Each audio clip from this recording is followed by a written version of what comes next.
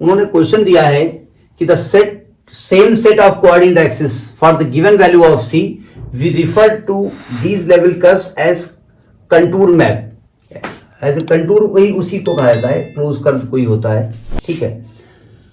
तो ये जो क्वेश्चंस है इसमें आपको कुल मिलाकर के लेवल सरफेस खींचना है। और हमने आपसे कहा था कि अगर कोई फंक्शन किसी कांस्टेंट के इक्वल हो जाए, कोई फंक्शन एफ एक्स वाई है किसी कांस्टेंट वैल्यू के इक्वल हो जाए तो इसे हम कहते हैं लेवल सरफेस, ठीक है। समझ में बात नहीं है। इसका 13 क्वेश्चन नोट कर लीजिएगा, इसमें टेक्निकल आपको एक आध तो बहुत अंदर तक जाएंगे, कुछ मैं समझा दूंगा, 2 पार्ट बताऊंगा, रेस्ट आपने आप करते जाओगे, ठीक है। 13 नोट कर लीजिए, फिर आगे बढ़े। देखिए 13 कहता है कि F x Y is equal to x plus y minus 1 और सी की वैल्यू दी है -3 -2 -1 0 1 2 3। तो आपको मालूम है कि सभी केसेस में सी की वैल्यू करके इस इक्वेशन को सी के इक्वेट करके आपको ड्रा करना पड़ेगा, ठीक है। पहला केस में ले रहा हूं, सी की वैल्यू ले रहा हूं -3, तो आपका जो इक्वेशन होगा x plus y minus 1 is equal to -3, तो x plus y is equal to -2। जैसा कि आप जानते हैं कि इसके लिए ड्रा करने के लिए आपको इसमें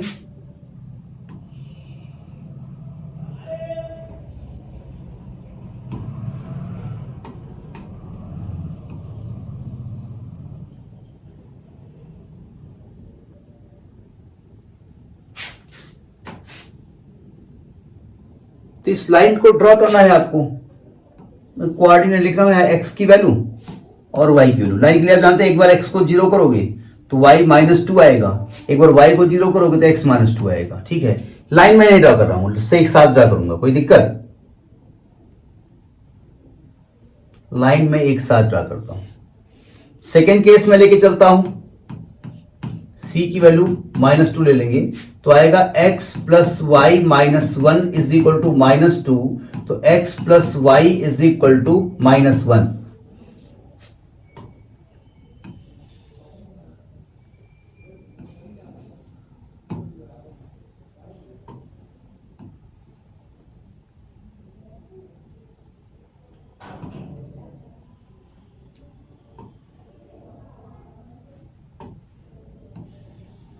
यहां x रखेंगे, y रखेंगे, x को 0 करेंगे, y आएगा -1, x को y को 0 करेंगे, x आएगा -1। इसी बात c के लिए -1 ले लोगे, जब c के लिए -1 ले लोगे तो यहां x प्लस वाई 0 आ जाएगा, क्यों भाई? और x प्लस वाई 0 आप ड्रा करना आता है। इसी प्रकार से c को 1 ले लोगे तो x प्लस वाई 1 आ जाएगा, एक बार x प्लस वाई 2 आ जाएगा, 1 नहीं आएगा, सॉरी, जब आप 1 लिखोगे तो 3 आ जाएगा। 1 लिखोगे ना इसको तो ये 2 आ जाए, एक मिनट, सॉरी, जब c को -1 लिखोगे तब तो x प्लस वाई 0 आएगा, क्यों? पहला केस। दूसरा केस, जब c को आप 0 करोगे तो x प्लस वाई 1 आ जाएगा। अगले केस में c को जब 1 लिखोगे तो x प्लस वाई 2 आ जाएगा। इसके बाद जब c को 2 लिखोगे तो x प्लस वाई 3 आ जाएगा, फिर x प्लस वाई 4, ऐसे ही क्वेश्चन बन जाएंगे ना आपके। अब सबका बनाने की कोई मतलब नहीं है। अब जरा इसको रफली ड्रा करने की कोशिश करूं।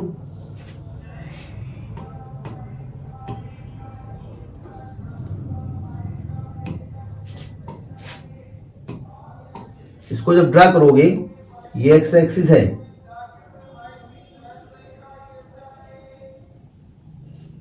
ये वाई एक्सिस है। अब देखो, सबसे पहले एक काम करो, पहले एक कोई लाइन ड्रा कर लो। जैसे आप इसको लिखेंगे -2, 0 0, -2, तो -2, 0 यहां कहीं आएगा, -2, 0, और ये 0, -2 यहां पर आएगा। तो ये लाइन कुछ ऐसे नहीं ड्रा हो जाएगी,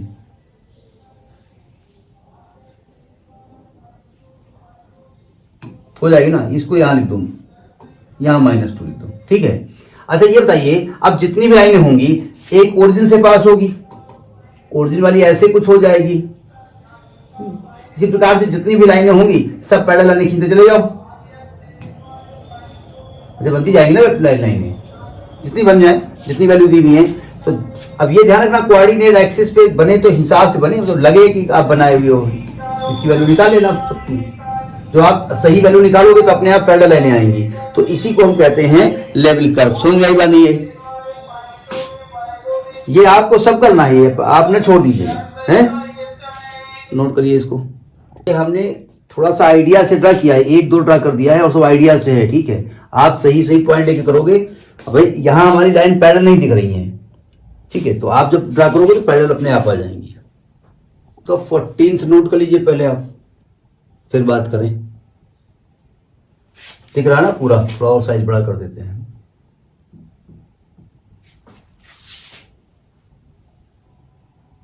कि 14th क्वेश्चन कहता है कि F x Y is equal to X square plus Y square और सी की वैल्यू 0, 1, 4, 9, 16, 25 है। अगर ध्यान से आप देखिए सबको सी के बराबर करना है तो आपका एक क्वेश्चन अगर हम सी की वैल्यू रखते जाएं अपने हिसाब से तो ये पहला ही क्वेश्चन आपका बनेगा x square plus Y square is equal to c यानी 0।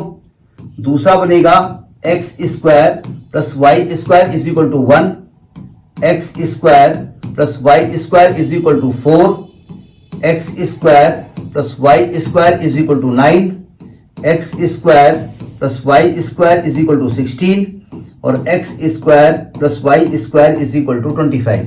पहचान तो रहे होंगे आप इसको। इसको 0 स्क्वायर करेंगे, इसको 1 स्क्वायर करेंगे, इसको हम 2 स्क्वायर करेंगे, इसको हम 3 स्क्वायर करेंगे, इसको हम 4 स्क्वायर करेंगे, इसको हम 5 स्क्वायर करेंगे। अगर ध्यान से देखिए ये जितने भी ये सभी क्वेश्चन सर्किल को रिप्रेजेंट करते हैं जिनके रेडियस जिनके सेंटर सबके 0, 0 हैं। इन सबके सेंटर 0, 0 हैं, ठीक है? और रेडियस जो है इसका 0 है, इसका 1 है, इसका 2 है, इसका 3 है, इसका 4 है, इसका 5 है। तो कहने का मतलब आपको एक ही फिगर पे इतने सर्कल खींचने हैं जिनकी रेडियस 0 से लेकर के 5 हो। और ये यही तो आपसे कह रहा है ना। तो अगर आप इसको खींचना चाहें तो एक ही एक्सिस पे करना, एक्सिस हम बाद में खींच देंगे।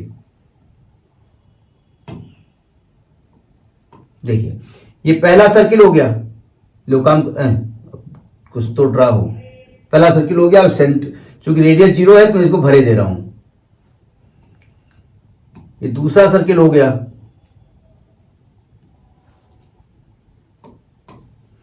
ये तीसरा सर्किल हो गया। अब उसको आप आइडिया से ले लोगे, कोई नाप लोगे तो अच्छी बात है, आपके पास जो भी होगा। इसके ऊपर चौथा सर्किल हो गया। कितने हैं? 0, 1, 2, 3, 4, 5, 6 सर्किल। इसके ऊपर पांचवा सर्किल हो गया।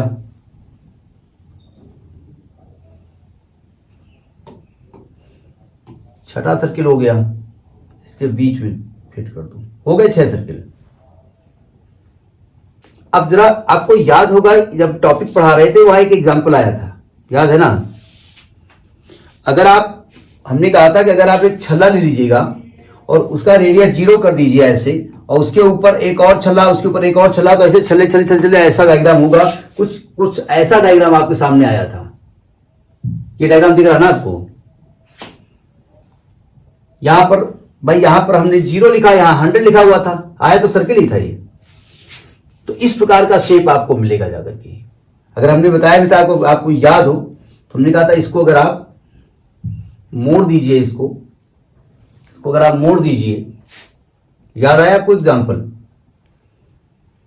तो यहां का रेडियस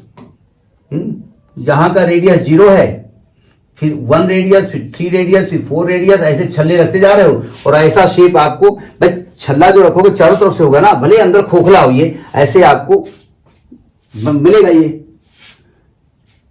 समझ में कौन टाइप का, समझ में आई बात नहीं है? तो ये क्वेश्चन आपका है इसका, ठीक है?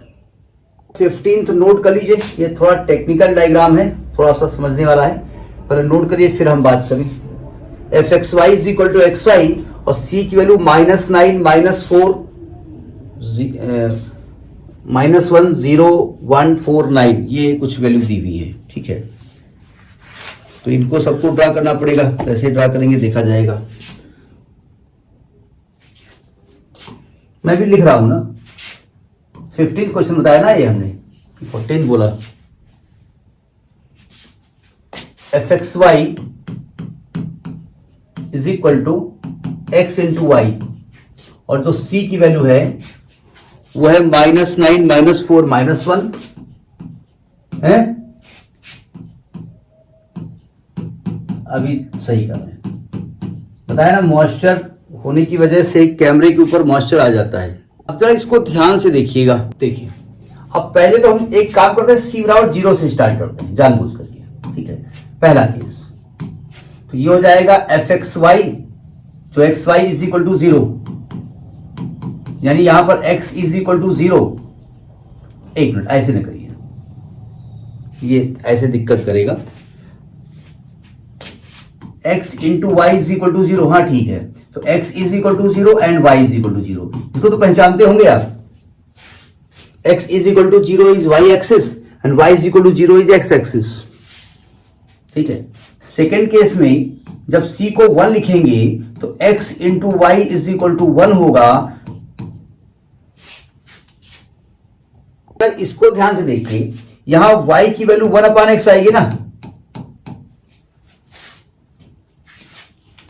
अब इसमें थोड़ा सा पॉइंट्स बहुत सारे बनाने पड़ते हैं, समझ में बात आ रही नहीं आ रही? मैं यहां पॉइंट बनाता भी जा रहा हूं, यहां पॉइंट बनाता जा रहा हूं, देखो ध्यान से, यहां पर पॉइंट मैं बना रहा हूं।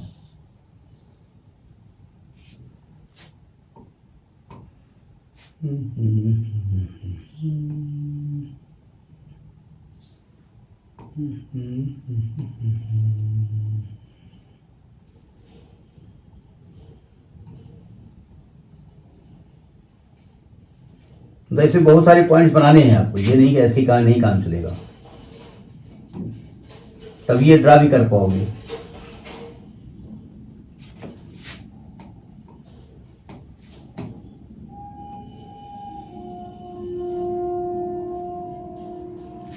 देखो यहां x रखूंगा, यहां y रखूंगा। एक काम करता हूं, जब मैं x को 0 कर दूंगा y इंफिनिटी आएगा ना,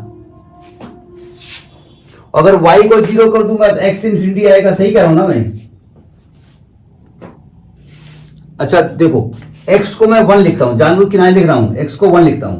जब मैं x को 1 लिखूंगा तो y 1 आएगा ना। जब मैं x को +1 लिखूंगा तो y +1 आएगा, जानबूझ के मैं लिख रहा हूं ऐसे प्लस। x को मैं +2 लिख रहा हूं तो y प्लस का 1/2 आएगा।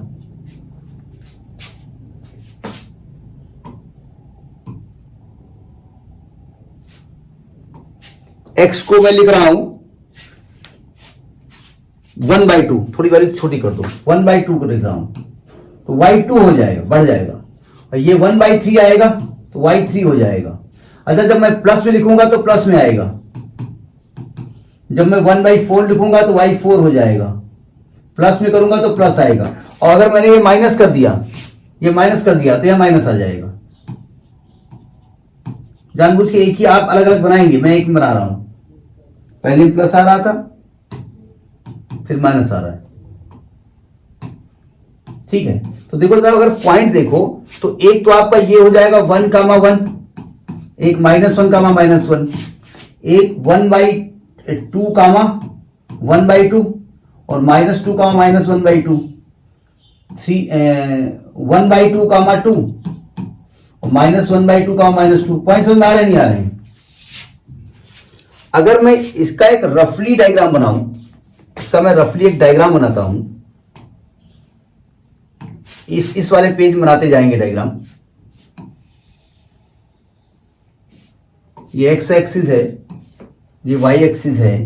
देखो जरा इस कर्व को ध्यान से पहचानिए, x 0 पे y इंफिनिटी है और y 0 पे x इंफिनिटी है, ठीक है। और अगला पॉइंट देखिए, 1 1 -1 -1। तो एक मिनट, क्या पेज आ रहे हैं भाई? कैसे ग्राफ बनेगा? देखो x 1 है तो y 1 है, x 2 है तो y 1/2 है, कम होता गया, ठीक है। मतलब x बढ़ेगा तो y कम होगा, तो ये ग्राफ ऐसा कुछ बनेगा कि नहीं बनेगा? ऐसे इंफिनिटी तक जाएगा ना। और निगेटिव में कुछ ऐसा बनेगा, मतलब c इज इक्वल टू 0 पे ये फर्स्ट क्वाड्रेंट और फोर्थ क्वाड्रेंट मिलने वाला है। क्यों भाई?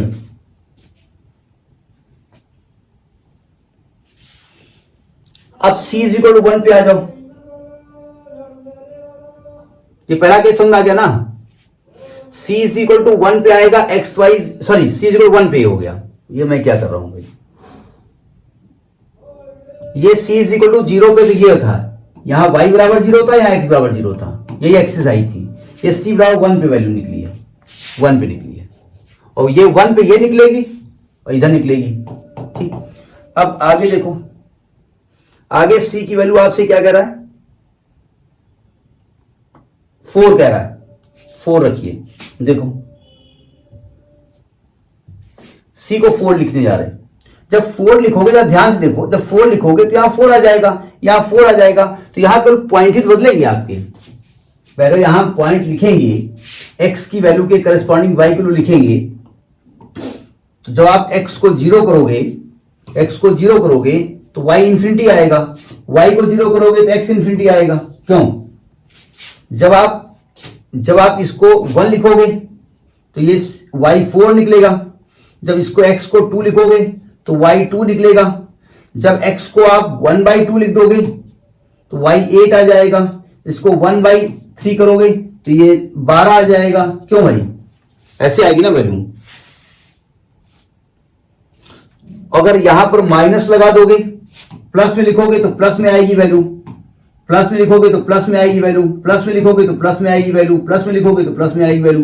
तो 1.0 कामा इंफिनिटी आएगा, एक आपका इंफिनिटी कामा 0 आएगा, एक आपका 1 कामा 4 आएगा, एक आपका 2 कामा 2 आएगा, एक आपका 1/2 कामा 8, ऐसे पॉइंट आएंगे। क्यों भाई? समझ में बात आ रही नहीं आ रही है? जब यहां माइनस लगाओगे तो ये माइनस आने शुरू हो जाएंगे, कोऑर्डिनेट वैल्यू तो सेम रहने वाली है। तो कोऑर्डिनेट आपका 0 कामा इंफिनिटी तो ही है, ये आपका -1 कामा -4 आएगा, -2 कामा -2 आएगा, -1/2 कामा -8 आएगा। तो अगर ग्राफ खींचेंगे आप, यहां पर ग्राफ खींचेंगे तो ग्राफ यही मिलने वाला है। ये c इज इक्वल टू 4 के लिए होगा, ये 4 के लिए होगा, दो ग्राफ मिलेंगे c इज इक्वल टू 4 के लिए। समझ आ रही बात नहीं आ रही है? इसी प्रकार से c इज इक्वल टू आगे वैल्यू क्या है? आगे c की वैल्यू 9 है, तो 9 में एक ग्राफ मिलेगा आगे चल के, थोड़ा और बड़ी वैल्यू आ जाएगी, 9 के लिए वैल्यू आ जाएगी। ये बात समझ आ गई होगी? c इज इक्वल टू 9 के लिए वैल्यू एक ग्राफ मिल जाएगा। अब जब आप c निगेटिव करेंगे, मतलब -1 लेंगे आप, देखो जब -1 लेंगे, देखो ध्यान से, जब आप c को -1 लेंगे तब क्या होगा? अभी तो पॉजिटिव ले रहे थे,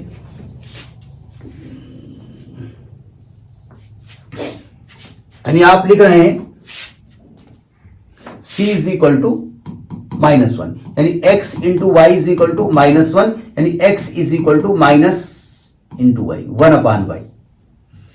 x लिखोगे, y लिखोगे, x को रखोगे 0 तो y इंफिनिटी आएगा, y को लिखोगे 0 तो x इंफिनिटी आएगा।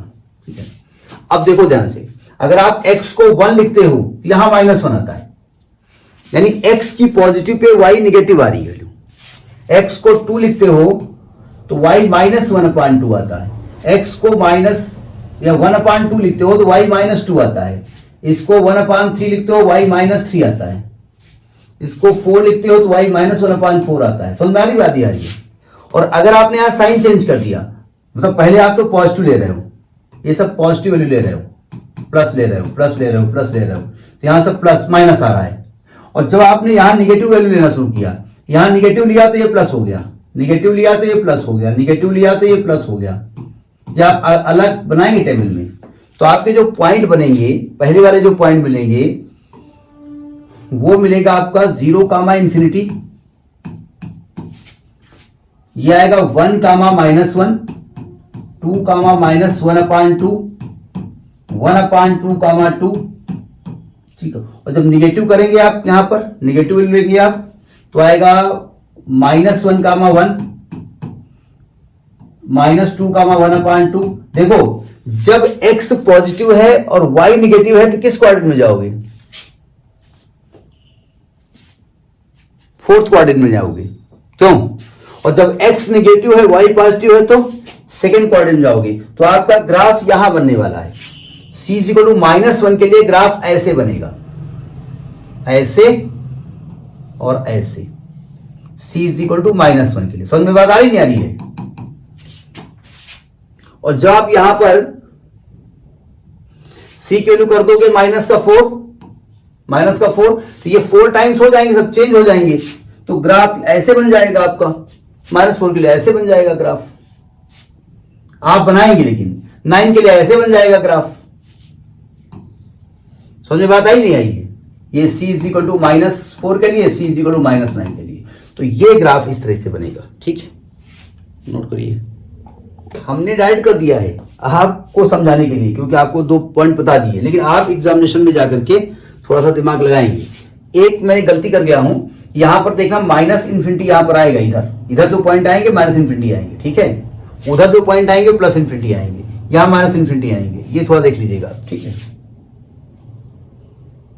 इसका 16th नोट करिए आप केवल, क्योंकि ऐसा क्वेश्चन आप कर चुके हैं। 16th कुल मिलाकर के आपका कुछ हद तक ये आपका जो 16th है वो 14th है, थोड़ा चेंज है, इसलिए मैं 16 नोट कर रहा हूं, मैं खुद ही नोट कर रहा हूं। 16th में जो fxy है वो दिया है √ क्या था 25 - x² - y², 25 - x² - y², और जो c की वैल्यू है वो 0 1 2 3 4 है।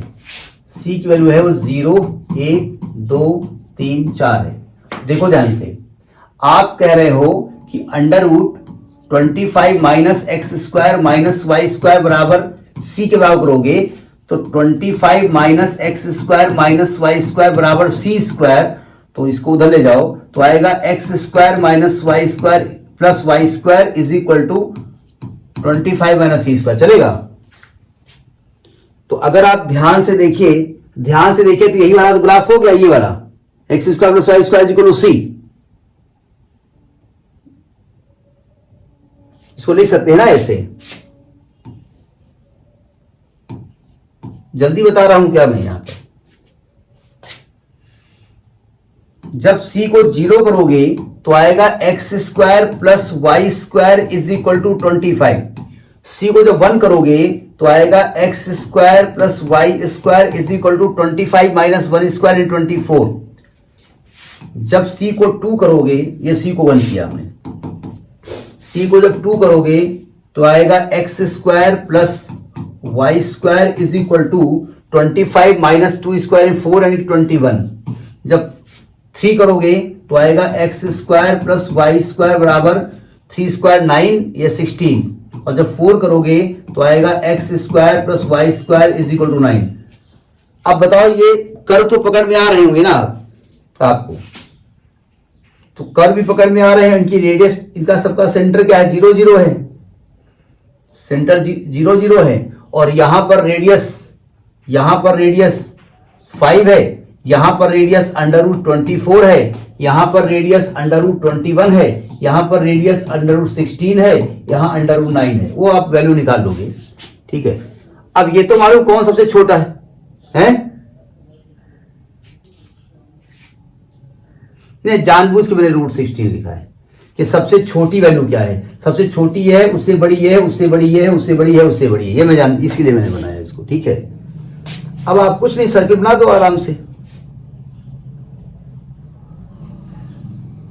सर्कल बना दीजिए, एक सर्कल बना दीजिए, अभी बना रहे थे ना आप, उसमें दूसरा बना दीजिएगा,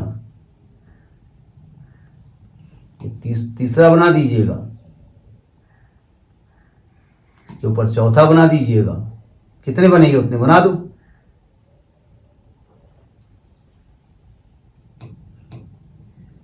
सेट कर लेना अपने हिसाब से इसको, है ना। ये सेंटर 0 0 कर दो, और ये फिगर हमने कहा ना कुछ ऐसा ही फिगर होगा, यही वाला। इसको दिखाओ ना दिखाओ कोई जरूरत नहीं इसको दिखाने की, इसको दिखाने की जरूरत नहीं है, इसको समझाने के लिए बताया गया है कि ये